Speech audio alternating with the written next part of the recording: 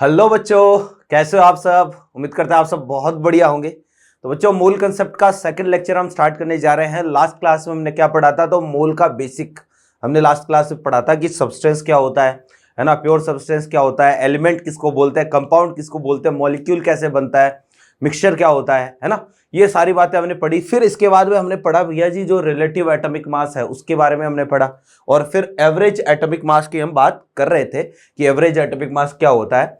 तो एक कोई एलिमेंट है तो उसके नेचर में जितने भी आइसोटॉप होते हैं, सारे आइसोटॉप की मास नंबर का जो एवरेज है वो क्या होता है, एवरेज एटॉमिक मास होता है। ठीक है, अब आप समझो कि इस पर क्वेश्चन की बात हम कर रहे थे, तो एक क्वेश्चन हमने लास्ट क्लास तक किया था, उसी को हम आगे कंटिन्यू करते हैं।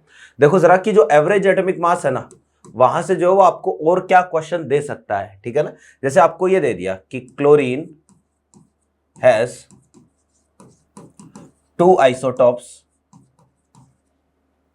chlorine 35 and chlorine 37 in nature। ठीक है, फिर आगे आपको ये बोल दिया कि if the average atomic mass of Cl, ठीक है, of Cl is 35.5, then calculate the percentage,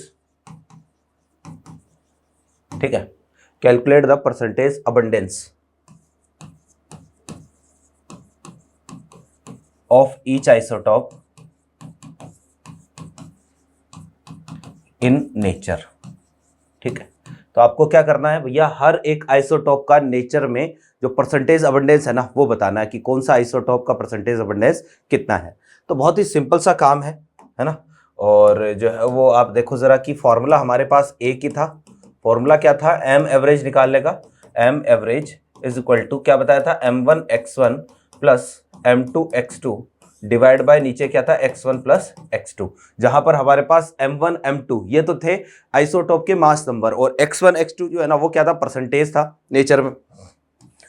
अब देखो m1 तो आपको दे रखा 35, और m2 जो है ना वो आपको दे रखा कितना, 37, और x1 मान लो ये है कितना x, कि मान लो 35 वाले का जो परसेंटेज पूछ रहा है, और जो है वो फिर x2 जो हो कितना हो जाएगा, दोनों मिला के 100 है, तो ये हो गया कितना, 100 माइनस x। ऐसा ही करेंगे, तो वैल्यूज रखते हैं। तो हमारे पास ये आया m average is equal to m1 कितना है भैया जी 35, और x1 is x plus m2 कितना है, तो m2 है 37, और ये आ गया कितना 100 माइनस x, और टोटल दोनों मिला के कितने हो गए, 100 हो गए। और m एवरेज आपको दे रखा है 35.5, तो वैल्यू अगर मैं रखूं कि ये तो है 35.5 is equal to 35x plus, इसको सॉल्व कर लेते हैं, 3700 हो जाएगा माइनस 37x हो जाएगा, डिवाइड बाय नीचे कितना आया, 100 आया।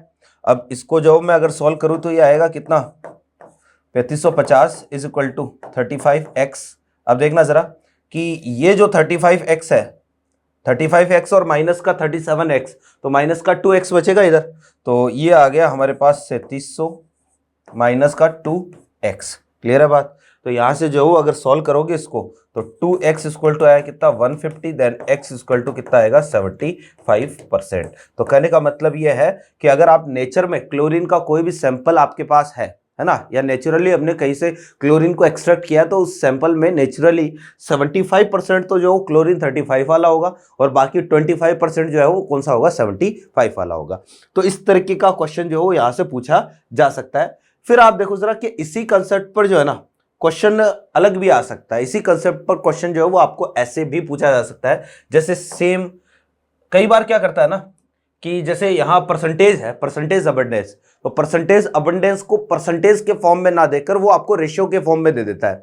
तो अगर रेशियो है तो भी आपको यही फॉर्मूला अप्लाई करना है। जैसे क्वेश्चन है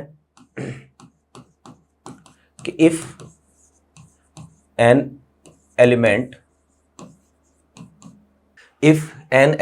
x है ना हैव 3 आइसोटॉप्स, ठीक है, ये आपको दे दिया, जैसे मान लो एक तो दे दिया x20, फिर एक दे दिया x22 एंड x की पावर मान लो y। ठीक है, ये 3 आइसोटोप है कोई एलिमेंट के, and the ratio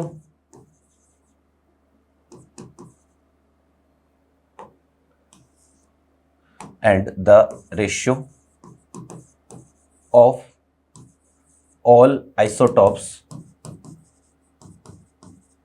in nature is 1:2:1। ये आपको जो वो तीनों आइसोटोप का नेचर में रेशियो दे दिया। Then calculate the possible value of y in nearest integer। ठीक है, if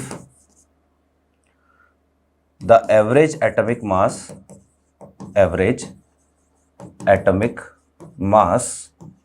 of x is, जैसे मान लो ये जो x है ना, अब इसका आपको एवरेज एटॉमिक मास दे दिया 24। ठीक है, अब ये कंडीशन है। अब आपको ये पूछ लिया कि यार ये जो क्वेश्चन है इसमें y की वैल्यू क्या होगी। कहने का मतलब जो तीसरा आइसोटोप है उसका मास नंबर क्या होगा, और नियरेस्ट इंटीजर, क्योंकि मास नंबर जो है वो मैंने लास्ट क्लास में भी आपको बताया था कि कभी फ्रैक्शनल नहीं होता है। तो अगर मान लो क्वेश्चन का डेटा ऐसा हो कि जहां पर फ्रैक्शनल आ भी जाए तो भी हमें क्या बताना, नियरेस्ट इंटीजर में बताना है। तो अब आप देखो जरा कि यहां आपको रेशियो दे रखा है, कोई दिक्कत नहीं है, हम तो वैसे ही करेंगे। m average is equal to m1x1 plus m2x2 plus ये आ जाएगा m3x3, आगे से आगे चलता जाएगा, डिवाइड बाय नीचे क्या आ जाएगा x1 plus x2 plus x3। अब जो रेशियो है ना, बस उसकी जगह जो x1 x2 है इसकी जगह आप डायरेक्टली क्या कर सकते हो, रेशियो काम में ले सकते हो। तो m एवरेज तो कितना है अपने पास, m एवरेज है भैया जी 24। ठीक है, तो ये तो है 24 इज इक्वल टू m1 जो है वो कितना है 20 है, x1 कितना है 1, m2 कितना है 22 और x2 कितना है 2 प्लस m3 कितना है, m3 है भैया अपने पास y, और इसका जो रेशियो है वो कितना है 1 है, और नीचे आ जाएगा 1 प्लस 2 प्लस 1 अगेन। तो टोटल कितना हो गया 4 हो गया। इसको हम कर लेते हैं सॉल्व, तो ये आया कितना 96 है ना, 4 इंटू 24, और यहाँ पर आएगा कितना 20 प्लस कितना हो गया 44 प्लस कितना हो गया y, तो 20 प्लस 44 ये हमारे पास हो गया कितना 64 प्लस y, और ये आ गया कितना 96। तो y इज इक्वल टू आ गया भैया जी 96 माइनस 64। तो यहाँ पर मैं लिख देता हूँ y इज इक्वल टू कितना आ जाएगा 32, है ना। ये हमारे पास y की जो भी वैल्यू है वो निकल के आ गई। तो इस तरीके से जो आपको क्या करना होता है भैया जी, क्वेश्चन सॉल्व करने होते हैं। जो भी अपने पास एटॉमिक मास है और जो भी अपने पास जो रिलेटिव एटॉमिक मास है या फिर जो भी एवरेज एटॉमिक मास है, इनसे क्वेश्चन जो इसी तरीके के पूछे जाते हैं। आई होप ये टॉपिक आपके अच्छे से क्लियर हो गया होगा। अब थोड़ा सा आगे बढ़ते हैं। अब एक देखो, कई बार जो है वो ये लिखा होता है यूनिट ऑफ एटॉमिक मास, है ना, कि जैसे अगर हम बात करें तो यार एटॉमिक मास की यूनिट क्या होगी, है ना, यूनिट ऑफ एटॉमिक मास। तो ये भी समझना आप कि ये यूनिट वाला क्या लफड़ा है ना, यूनिट ऑफ एटॉमिक मास। ठीक, तो भैया देखो आपने कहीं ना कहीं ये पढ़ा होगा, एटॉमिक मास की जो यूनिट होती है ये होती है हमारे पास क्या, AMU, है ना। तो unit is equal to AMU, इसको हम बोलते हैं this is called atomic mass unit, atomic mass unit, है ना। ये होता है भैया अपने पास एटॉमिक मास यूनिट, या फिर इसको जो है वो हम केवल U से भी इंडिकेट करते हैं। केवल U का मतलब हो गया यहाँ पर यूनिफाइड मास। इस साल नीट के एग्जाम में क्वेश्चन था, है ना, कि आपको जो 4 ऑप्शन दिए और हीलियम के रिगार्डिंग थे कि हीलियम के सबसे ज्यादा एटम्स किस में है ना। उनमें से ही एक ऑप्शन में लिखा था, ऐसे ही U लिखा हुआ था आगे। तो U का मतलब होता है भैया ये यूनिफाइड मास होता है, ये AMU को रिप्रेजेंट करता है। क्लियर है बात। अब भैया चलो ये तो AMU है, लेकिन मास की यूनिट जो होती है ना वो तो क्या होती है, वो तो ग्राम हो सकती है, केजी हो सकती है। तो ठीक ऐसे ही जो वो आपको एक AMU की ग्राम या केजी में वैल्यू ध्यान में रखनी है। और भैया 1 AMU, है ना, ये होता है 1.66 इंटू 10⁻⁻27 केजी के इक्वल। और ग्राम में अगर चेक करोगे तो ये 1.66 इंटू 10⁻⁻ कितना आ जाएगा 24 ग्राम आ जाएगा। ये एक AMU की ग्राम में वैल्यू होती है। अब समझना यार कि यार ये वास्तव में आया कहां से AMU, है ना। हमने जो भी कंपैरिजन किया अब तक वो कार्बन 12 के रेस्पेक्ट में किया है। लास्ट क्लास में बताया था कि जो रिलेटिव एटॉमिक मास है वो निकाला जाता है कार्बन 12 के रेस्पेक्ट में। तो कार्बन 12 के रेस्पेक्ट में मैंने क्या कहा था कि यार ये कार्बन 12 का एक टुकड़ा लो, है ना, और कार्बन 12 के मतलब एक एटम के कितने हिस्से करने हैं, 12 हिस्से आपको करने हैं। तो ये हो गया इसका कौन सा 12th पार्ट, कार्बन 12 का 12वां हिस्सा हो गया ये। और कोई भी एटम का या किसी भी एलिमेंट का एक जो है ना अपने पास एटम, वो इसके 12वें हिस्से से कितने गुना ज्यादा हैवी है वही बताता है क्या, रिलेटिव एटॉमिक मास। जैसे ऑक्सीजन का 16 है, इसका मतलब ऑक्सीजन का एक एटम इस 12वें हिस्से से जो कितने टाइम्स ज्यादा हैवी है, 16 टाइम्स जो है वो ज्यादा हैवी है। यही मतलब होता है इसका। अब देखो कि भाई इसके 12वें हिस्से का मतलब क्या है। कार्बन जो होता है ना वो 6 कार्बन 12 होता है। अब देखो प्रोटॉन कितने होते हैं इसके पास, प्रोटॉन हो गए 6, न्यूट्रॉन भी कितने हो गए 6, और दोनों मिला के कितने हो गए 12, जिनको हम क्या बोलते हैं, नंबर ऑफ न्यूक्लियन बोलते हैं, जिनको नंबर ऑफ न्यूक्लियन बोलते हैं। और आप ध्यान से देखना जो नंबर ऑफ न्यूक्लियन है वो कितने, 12। और अगर हम मास की बात करें तो भैया इसका मास हो जाएगा 12 न्यूक्लियन के बराबर। और आपने जब क्या कर दिया, इसका 12वां हिस्सा लिया, मतलब कार्बन 12 का जो मास होता है ना, कार्बन 12 का मास होता है कितना, 12 न्यूक्लियन के इक्वल। और जब हम इसके 12वें पार्ट की बात करते हैं, जब हम इसके 12वें हिस्से की बात करते हैं, तो जो है वो इसका 12 न्यूक्लियन का 12वां हिस्सा कितना हो गया, 1 न्यूक्लियन, है ना। तो ये वास्तव में जो 1 AMU होता है ना, ये रिप्रेजेंट करता है, this is the mass of 1 nucleon. Clear है बात। तो ये 1 न्यूक्लियन के मास को रिप्रेजेंट करता है। ये ध्यान में रखना कि the mass of 1 nucleon is 1.66 into 10⁻⁻27 kg। और ये जो है वो एक प्रोटॉन के इक्वल होता है, या अप्रोक्स एक प्रोटॉन के इक्वल होता है। हालांकि बहुत ही थोड़ा सा इनमें क्या होता है, डिफरेंस होता है। तो this is the mass of 1 nucleon, ठीक है। तो ये एक न्यूक्लियन का मास है ना। तो ध्यान में रखना, एक AMU का मतलब है एक न्यूक्लियन का मास, और कार्बन 12 के 12वें हिस्से का मतलब भी क्या है, एक न्यूक्लियन है, कि हम एक न्यूक्लियन के कंपैरिजन में किसी भी एटम को क्या करते हैं, कंपेयर करते हैं। आई होप मेरी बातें आपके समझ में आ गई होगी।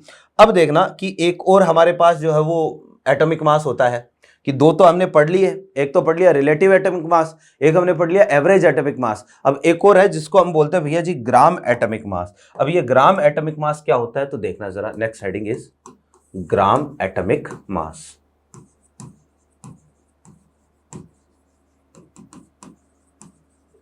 ग्राम एटॉमिक मास, ठीक है, शॉर्ट में मैं इसको बोलूंगा GAM।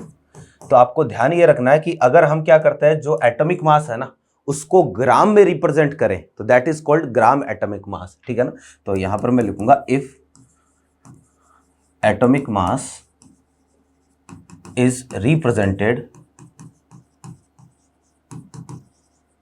इन ग्राम्स, ठीक है। तो भैया उसी को हम क्या बोलेंगे, then it is called gram atomic mass, ठीक है ना। Then it is called gram atomic mass. तो उसी को जो है वो हम क्या बोल देते हैं, एक तरीके से ग्राम एटॉमिक मास बोल देते हैं, कि अगर आप एटॉमिक मास को ग्राम में रिप्रेजेंट कर दो तो उसको जो है वो क्या बोलेंगे, ग्राम एटॉमिक मास हम बोल सकते हैं। अब आप समझना कि ग्राम एटॉमिक मास जो है, अगर इसी को हम यूं समझे कि जैसे एग्जाम्पल के लिए, अब 3 हो गए ना हमारे पास, 3 चीजें हो गई। अब 3 चीजें हो गई तो कंफ्यूजन तो हो ही सकता है कि कौन सा क्या है। तो आप ध्यान से समझना इसको। जैसे मैं ये एक तो ये बोलता हूं कि यार एटॉमिक मास ऑफ ऑक्सीजन, है ना। एक तो आपने बोला कि भैया ये है 16, क्लियर है बात। एक सेम लाइन मैंने लिखी, एटॉमिक मास ऑफ ऑक्सीजन, यहां पर मैंने लिखा 16 AMU, ठीक है। मतलब पहले वाले में तो कोई यूनिट नहीं है, दूसरे वाले में 16 AMU, वैल्यू सेम है, और तीसरे में जो है मैंने लिखा एटॉमिक मास ऑफ ऑक्सीजन, और ये हमने कर दिया भैया जी 16 ग्राम, है ना। तो ये 3 लाइनें हैं अपने पास, और तीनों जो है वो वैल्यू तीनों में सेम है, लेकिन तीनों का मतलब जो है वो क्या हो सकता है, अलग हो सकता है। सबसे पहले वाला आप देखना कि सबसे पहले वाला जो है 16 और क्या लिखा आगे, केवल ग्राम, मतलब 16 के आगे कुछ नहीं लिखा है। तो भैया अगर कभी भी एटॉमिक मास के आगे कोई यूनिट वगैरह कुछ भी नहीं लगी हुई है तो इसका मतलब यह है कि ये रिप्रेजेंट करता है ना, ये this is relative atomic mass, ये रिलेटिव एटॉमिक मास को रिप्रेजेंट करता है। क्या आपने बोला ऑक्सीजन का एटॉमिक मास कितना है? 16 है, तो मतलब केवल 16 बोला है, तो ये है रिलेटिव एटॉमिक मास। क्लियर है बात, है ना? क्योंकि रिलेटिव जो चीज होगी ना, उसकी कभी कोई यूनिट नहीं होगी। जैसे रिलेटिव एटॉमिक मास हमने कैसे लिखा था? ऊपर तो क्या आया था? Mass of one atom of element. नीचे क्या आया था? Mass of one atom of C12, है ना? और डिवाइड बाय 1/12, या डिवाइड बाय उसके 12 टुकड़े किए हमने। तो आप देखो कि ऊपर भी मास नीचे भी मास, तो क्या हो जाएगा? कैंसिल हो जाएगा। तो जब भी रिलेटिव चीज कोई भी आती है तो रिलेटिव चीज की कोई यूनिट नहीं होगी। तो अगर केवल 16 लिख रखा है तब तो क्या है? ये रिलेटिव एटॉमिक मास है। फिर देखो atomic mass of oxygen 16 AMU। अगर आपने AMU लगा दिया, वैल्यू सेम, तो भैया इसका मतलब अब ये होगा कि this is the mass of, या फिर इसको यूं बोलो कि this is the actual mass of, है ना? This is the actual mass of one atom of oxygen. भैया जी ये जो है ना, वो ऑक्सीजन के एक एटम का एक्चुअल मास होगा, है ना? ये ऑक्सीजन के एक एटम का क्या होगा? एक्चुअल मास होगा। फिर आप देखो आगे लिखा atomic mass of oxygen is 16 ग्राम। अब यार ग्राम लगा दिया, वैल्यू सेम है, AMU हटाओ ग्राम लगाओ, तो भैया यहां पर ये जो है वो अब रिप्रेजेंट करेगा इसका ग्राम atomic mass. This is the gram atomic मास। ये ग्राम एटॉमिक मास है। और ग्राम एटॉमिक मास होता क्या है? तो ये होता है भैया the mass of Na atoms. और Na का मतलब हो गया भैया यहां पर अवोगाद्रो नंबर, जिसकी वैल्यू होती है 6.02 इंटू 10⁻23। ठीक है, तो भैया ये हमारे पास है कि यार अगर आप केवल AMU हटा के ग्राम लगा दो ना, तो इतना ज्यादा डिफरेंस आ जाता है कि AMU में तो है कि भाई वही वैल्यू सेम रहेगी, जैसे 16 AMU है तो वो इसके केवल एक एटम का मास है। आप चाहे तो इसको ग्राम में कन्वर्ट कर सकते हो। इसको ग्राम में कन्वर्ट करूंगा, अभी हमने एक AMU की वैल्यू देखी थी कितनी? 1.6 इंटू 10⁻24 ग्राम। तो इसको आप 1.6 इंटू 10⁻24 से मल्टीप्लाई कर दोगे तो हमारे पास ऑक्सीजन के एक एटम का मास ग्राम में आ जाएगा। और अगर आपको ग्राम एटॉमिक मास लिखना है तो वैल्यू सेम रखनी है 16, बस AMU हटा के ग्राम लगा दो, और जैसे ही ग्राम लगाओगे तो भैया ये इसके कितने एटम्स का मास हो जाएगा? ये अब इसके अन्य एटम्स का मास हो जाएगा। और इसी को क्या बोलते हैं? ग्राम एटॉमिक मास बोलते हैं। आई होप मेरी बातें समझ में आ गई होगी आपके। अब यार यहां पर जो है वो हमारे पास एक नई चीज आई है, Na, है ना? और ये Na क्या है? तो Na is called Avogadro number. देखो जरा इसी को जो है वो हम बात कर लेते हैं, एवोगाद्रो नंबर। ठीक है भैया, अवोगाद्रो नंबर जो है वो हम बोलते हैं किसको? Na को, है ना? और इसको हम Na से रिप्रेजेंट करते हैं। वैल्यू इसकी होती है 6.022 इंटू 10⁻23। ये Na की वैल्यू होती है। और कई बार जो है वो हम राउंड ऑफ करके या सॉल्व करने के लिए, चीज़ों को आसान करने के लिए इसको 6 इंटू 10⁻23 भी ले लेते हैं। ये हमारे पास Na की वैल्यू होती है। कहाँ से आई, कैसे आई, इससे हमें कोई मतलब नहीं है ना? ये जो है वो हायर स्टडीज़ में जाओगे तो जो है वो समझ में आएगा, लेकिन इससे हमें कोई मतलब नहीं है कि Na की वैल्यू कहाँ से आई, है ना? और ये जो है वो हम मोल कंसेप्ट में काम में लेंगे, और जब तक आप फिजिकल पढ़ोगे तब तक Na काम में आता है, अवोगाद्रो नंबर काम में आता है ना? जैसे दर्जन हम बोलते हैं ना, दर्जन, है ना? दर्जन के इक्वल कितनी यूनिट्स होती है? 12 यूनिट्स होती है। ठीक ऐसे ही अवोगाद्रो नंबर के इक्वल जो हो चीजें होगी तो कितनी यूनिट? 6.02 इंटू 10⁻23 यूनिट्स होगी। देखने में हो सकता है कि ये डिजिट, ये नंबर आपको जो है बहुत छोटा लगे, लेकिन वास्तव में ऐसा नहीं है। ये एक बहुत बड़ा नंबर है ना? और इसी को जो है वो कि भाई कितना बड़ा नंबर है, इसी को अगर हम प्रिडिक्ट करें तो इस पर जो है वो एक क्वेश्चन से हम इसको समझ सकते हैं कि वास्तव में जो है ये क्या है। तो देखो एक क्वेश्चन हम लेते हैं, ठीक है? क्या if I have money equal to, है ना, अवोगाद्रो नंबर, ठीक है, and I spend according to, है ना, 10 lakh rupees per second, then calculate the time in years in which this money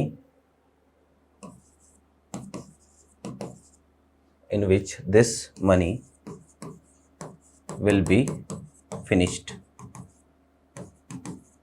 देखो बहुत अच्छा क्वेश्चन है, आप ये मान सकते हो कि बहुत अच्छा अजम्पशन है ना, कि अगर मेरे पास अवोगाद्रो नंबर के इक्वल पैसा है 6 × 10⁻23 इतने रुपए मेरे पास है और मैं 10 लाख रुपए एक सेकंड में खर्च करता हूं तो मुझे कितना टाइम लगेगा, कितने साल लगेंगे?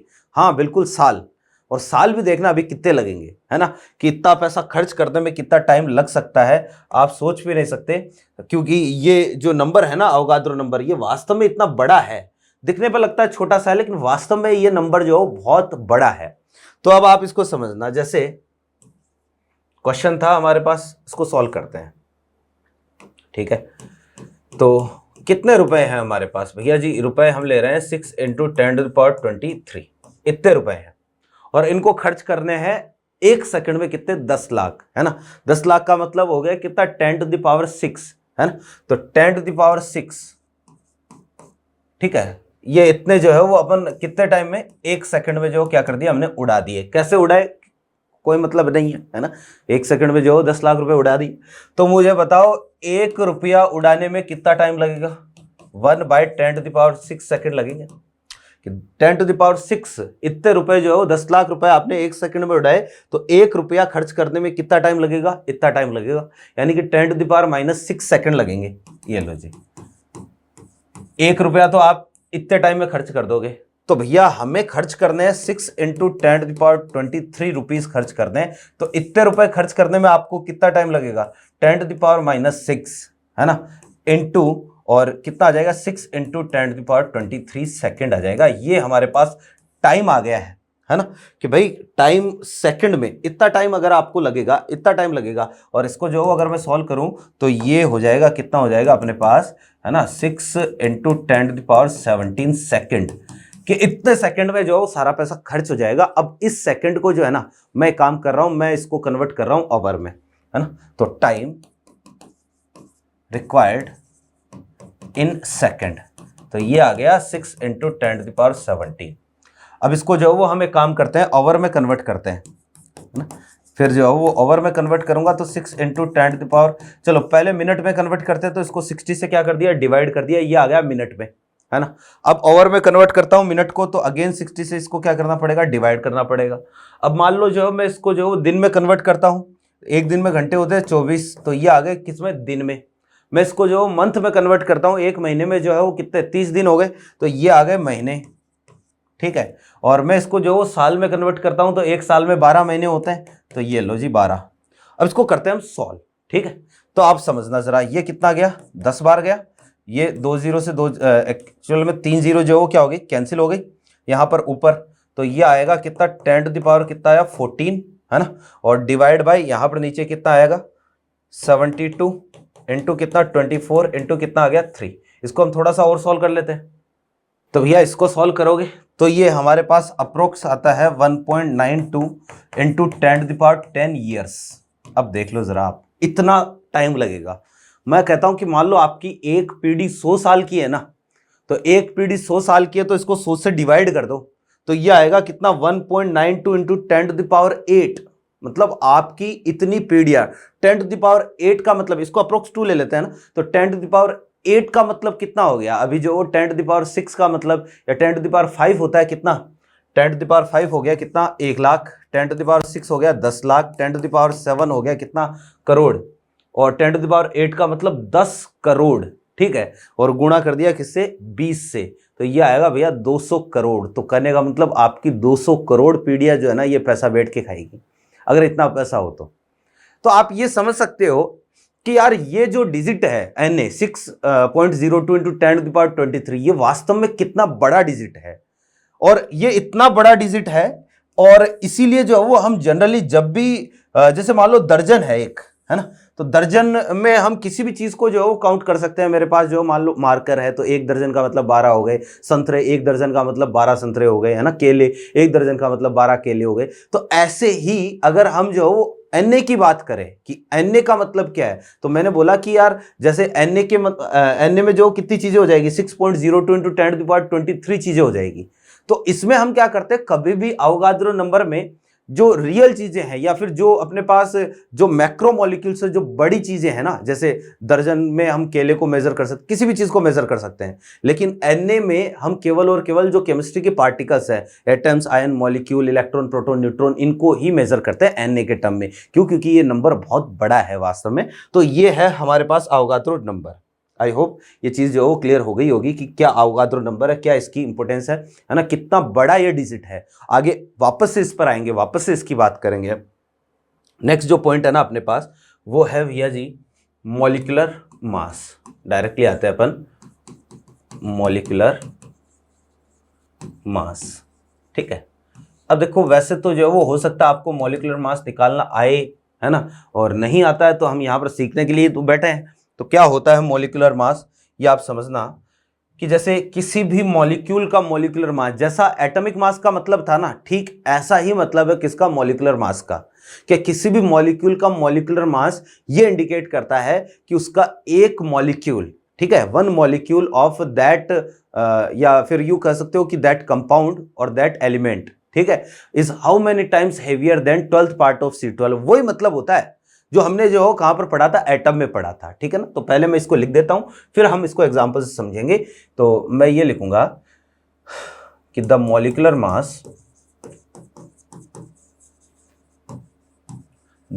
मास of any molecule indicates that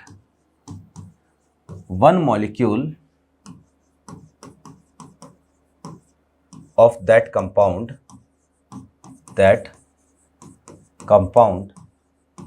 or element, ठीक है, is how many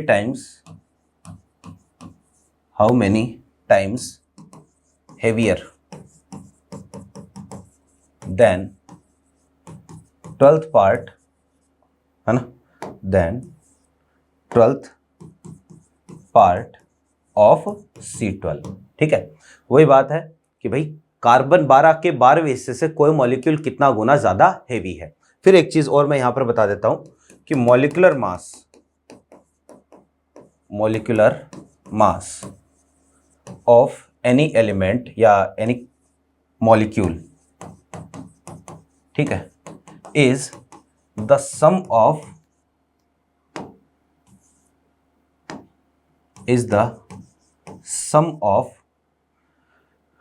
atomic mass of all atoms present in the molecule। ठीक है, कि भैया जो मॉलिक्यूलर मास होता है ना, वो मॉलिक्यूल में जितने भी एटम्स हैं सबके एटॉमिक मास के सम के इक्वल होता है ना। जैसे एग्जांपल के लिए इसको हम समझ लेते हैं कि हमारे पास है भैया जी H2, एग्जांपल H2O का लेते हैं, है ना। तो अगर आपको इसका मॉलिक्यूलर मास निकालना है तो मॉलिक्यूलर मास जो है वो हमारे पास हो जाएगा कितना, जैसे हाइड्रोजन का एटॉमिक मास कितना होता है, 1 होता है, तो 1 का 1 तो 2 का कितना हो जाएगा, 2। ऑक्सीजन का कितना होता है, ऑक्सीजन का 16 होता है एटॉमिक मास, तो टोटल कितना आया भैया जी, 18 आया। ये इसका क्या है, मॉलिक्यूलर मास है ना। जैसे हमारे पास CO2 है एग्जांपल के लिए, तो CO2 के लिए जो हम मॉलिक्यूलर मास निकाले तो कार्बन का कितना 12, एक ऑक्सीजन का 16, तो 2 का हो जाएगा मल्टीप्लाई बाय 2, टोटल हो गया कितना 44, है ना। जैसे हमारे पास ग्लूकोज है C6H12O6, तो मैंने क्या बताया आपको कि किसी भी कंपाउंड का या किसी भी मॉलिक्यूल का जो मॉलिक्यूलर मास होता है वो इसमें जितने भी एटम्स है, सारे एटम्स के आप बोल सकते हो कि मोलर मास की या एटॉमिक मास के सम के इक्वल होता है जो मोलर मास होता है वो। तो यहाँ पर जो कार्बन का 1 का कितना होता है, 12 होता है, तो 6 का कितना हो जाएगा मल्टीप्लाई बाय 6, एक हाइड्रोजन का 1 तो 12 का हो गया मल्टीप्लाई बाय 12, है ना, और फिर एक ऑक्सीजन का 16, तो 6 का हो गया मल्टीप्लाई बाय 6, और जब इसको जोड़ोगे तो ये आएगा कितना 180, है ना। जैसे हमारे पास भैया जी ये ग्लूकोज था, यूरिया होता है NH2CO NH2। ऐसे ही आप अगर इसका मॉलिक्यूलर वेट निकालोगे तो नाइट्रोजन का कितना होता है 14 होता है, और इस मॉलिक्यूल में नाइट्रोजन कितने हैं टोटल, 2 नाइट्रोजन है तो मल्टीप्लाई बाय 2। फिर कार्बन का कितना होता है, तो कार्बन का एक का हो गया 6, सॉरी एक का हो गया कितना 12, ठीक है। फिर इसके बाद में जो ऑक्सीजन का कितना हो गया 16, एक हाइड्रोजन का एक, तो मल्टीप्लाई बाय 4 क्योंकि 4 है टोटल, तो इसका करोगे तो ये कितना आएगा 60। तो आई होप आपको मॉलिक्यूलर मास निकालने में कोई दिक्कत नहीं होती होगी, ये आप आसानी से निकाल सकते हो। लेकिन इसका मतलब क्या होता है, इसका मतलब वही कि यहां पर H2O का एक मॉलिक्यूल कार्बन 12 के उस 12 बेसिस से 18 गुना ज्यादा हैवी है, 18 टाइम्स मोर हेवी है। यहां पर जो है ये 44 टाइम्स ज्यादा हैवी है, ये वाला 180 टाइम्स ज्यादा हैवी है कार्बन 12 के 12 बेसिस से, और ये वाला जो है कार्बन 12 के 12 बेसिस से 60 गुना ज्यादा हैवी है। क्लियर है बात, ये है हमारे पास क्या मॉलिक्यूलर मास। फिर देखो मॉलिक्यूलर मास के बाद में हमारे पास एक चीज और आती है ना, इसको आप रिलेटिव मॉलिक्यूलर मास भी बोल सकते हो। एक चीज आती है जिसको हम बोलेंगे क्या, ग्राम मॉलिक्यूलर मास। देखो जरा, ये same to same atomic mass के जैसा ही है। तो नेक्स्ट इज ग्राम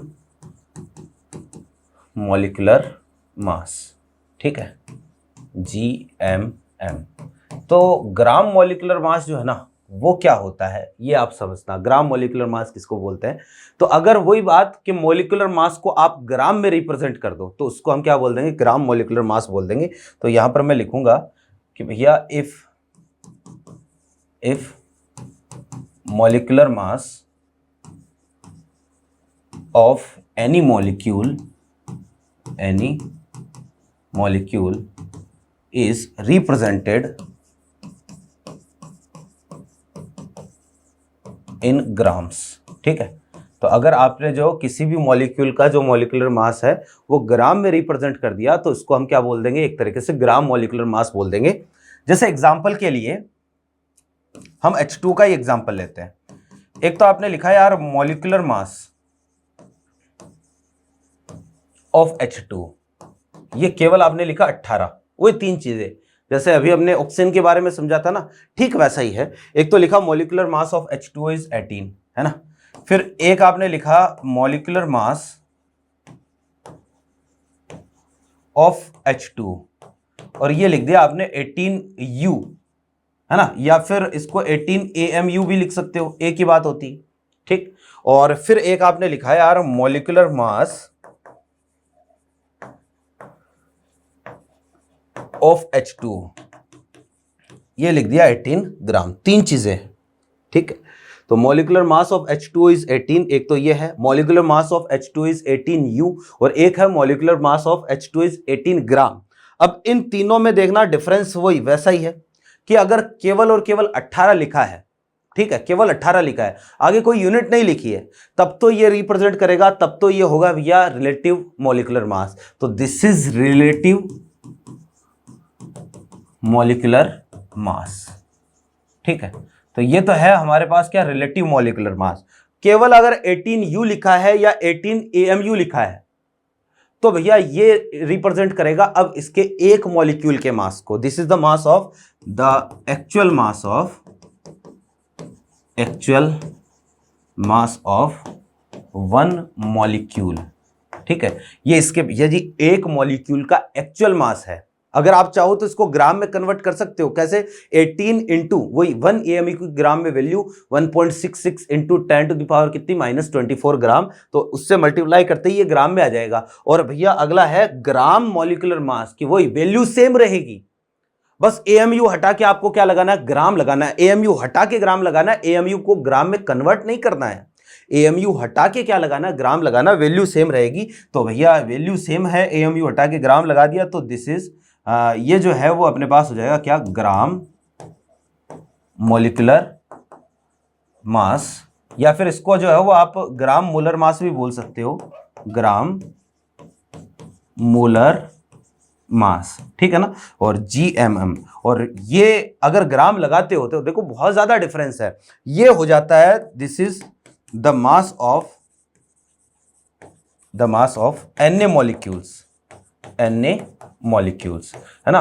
जब ग्राम मोलर मास की बात आए, ग्राम एटॉमिक मास की बात आए, तो वो ग्राम जैसे ही आप आगे लगाते हो तो वो अब एन एटम्स या एन मॉलिक्यूल्स का मास हो जाता है। H2O क्योंकि एक मॉलिक्यूल है अपने पास, इसलिए जो 18 ग्राम अगर आपने लिखा है तो ये H2O के Na 6.02 इंटू 10⁻23 एटम्स का मास कितना होता है, सॉरी 6.02 इंटू 10⁻23 मॉलिक्यूल्स का मास कितना होता है, 18 ग्राम होता है। और एक मॉलिक्यूल के मास की बात करें तो 18 AMU होता है। क्लियर है बात? तो ये हमारे पास जो ग्राम मोलर मास हो गया, ग्राम एटॉमिक मास हो गया, है ना। उम्मीद करते हैं सारी चीजें आपकी अच्छे से समझ में आई होगी। अब नेक्स्ट क्लास से जो है ना वो हम स्टार्ट करेंगे मोल, है ना, कि मोल क्या है, इसकी कैलकुलेशन कैसे करते हैं, तो वो सारी चीजें हम नेक्स्ट क्लास से स्टार्ट करेंगे। आज की क्लास को हम यहीं तक रखते हैं। क्लास का जो ड्यूरेशन है वो मैंने थोड़ा सा कम कर दिया है। आप पहले की क्लासेस जो देखोगे उनमें जो 1-1 घंटे की, कम से कम कोई भी क्लास थी वो 1-1 घंटे की थी। अब क्लास का ड्यूरेशन थोड़ा सा कम कर रहा हूँ, क्योंकि जो है वो सारी चीज़ें बाइलिंगुअल आएगी, कि भाई ये लेक्चर इंग्लिश में है तो हिंदी का भी लेक्चर जो है वो आएगा ही आएगा, और हिंदी का है तो वो इंग्लिश का है, तो सारी चीज़ें जो है रिकॉर्ड करने में थोड़ा सा टाइम लगता है, तो इसलिए जो क्लास की ड्यूरेशन थोड़ी सी कम रखी है। तो उम्मीद करते हैं क्लास आपको पसंद आई होगी। अच्छा लगे तो लाइक करें और वीडियो को या चैनल को शेयर करें अपने उन दोस्तों के साथ जो इस बार नीट की तैयारी कर रहे हैं, है ना। और मिलते हैं नेक्स्ट क्लास में, तब तक के लिए थैंक यू।